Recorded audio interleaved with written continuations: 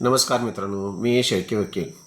आजच्या व्हिडिओमध्ये आपण ज्यावेळी पती पत्नी संमतीने मेहरबान कोर्टामध्ये घटस्फोटासाठी हिंदू विवाह कायदा 1955 नुसार 13 ब नुसार ज्यावेळी अर्ज दाखल करतात आणि अर्ज दाखल केल्यानंतर कायद्याच्या दृष्टिकोनातून 6 महिने हा घटस्फोट काही तांत्रिक अडचणीमुळे मिळू शकत नाही.